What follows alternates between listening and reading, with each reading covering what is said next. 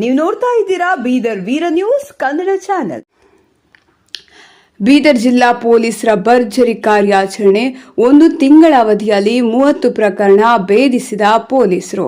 ಜಿಲ್ಲೆಯ 8 ಪೊಲೀಸ್ ಠಾಣೆ ವ್ಯಾಪ್ತಿಯ 30 ಪ್ರಕರಣ ಭೇದಿಸಿ 25 ಲಕ್ಷ ಮೌಲ್ಯದ ವಸ್ತುಗಳ ಜಪ್ತಿ.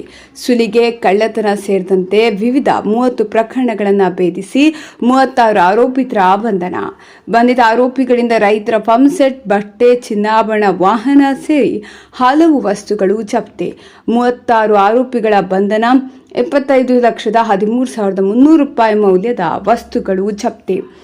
26 ಲಕ್ಷ ಮೌಲ್ಯದ 495 ಗ್ರಾಂ ಬಂಗಾರ, 18,000 ಮೌಲ್ಯದ 330 ಗ್ರಾಂ ಬೆಳ್ಳಿ ಜಪ್ತಿ.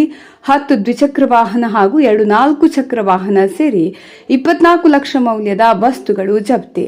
ರೈತರ ಪಂಪ್ಸೆಟ್ ಹಾಗೂ ಪ್ರಿಂಟ್ ಸೂಟ್ ಬಟ್ಟೆ ಸೇರಿದಂತೆ 20 ಲಕ್ಷಕ್ಕೂ ಅಧಿಕ ಮೌಲ್ಯದ ವಸ್ತುಗಳು ಜಪ್ತಿ. ಸುದ್ದಿಗೋಷ್ಠಿಯಲ್ಲಿ ಎಸ್ಪಿ ಚನ್ನಬಸವಣ್ಣ ಲಂಗೋಟಿ ಮಾಹಿತಿ ನೀಡಿದರು. ಬೀದರ್ ಜಿಲ್ಲೆಯ ಒಟ್ಟು 8 ಪೊಲೀಸ್ ಠಾಣೆಗಳಲ್ಲಿ ದಾಖಲಾದಂತಹ 30 ಪ್ರಕರಣಗಳನ್ನು ಬೀದರ್ ಜಿಲ್ಲೆ ಪೊಲೀಸು ಕಳೆದ ಒಂದು ತಿಂಗಳಲ್ಲಿ ಏನಂದರೆ ಪತ್ತೆ ಮಾಡಿದ್ದೀವಿ.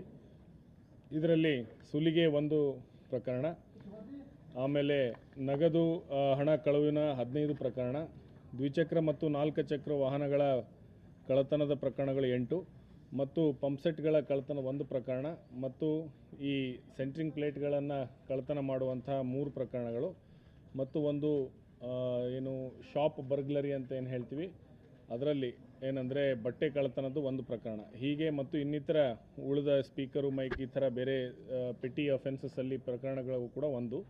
ಸೊ ಒಟ್ಟು 30 ಪ್ರಕರಣಗಳಲ್ಲಿ 75,13,000 ಮೌಲ್ಯದ ಬೆಲೆಯುಳ್ಳ ಸೊತ್ತನ್ನು ನಾವಿಲ್ಲಿ ಜಪ್ತಿ ಮಾಡಿಕೊಂಡು 36 ಜನ ಆರೋಪಿತರನ್ನು ಬಂಧಿಸಿ ನ್ಯಾಯಾಂಗ ಬಂಧನಕ್ಕೆ ಕಳುಹಿಸಿರುವಂಥದ್ದು.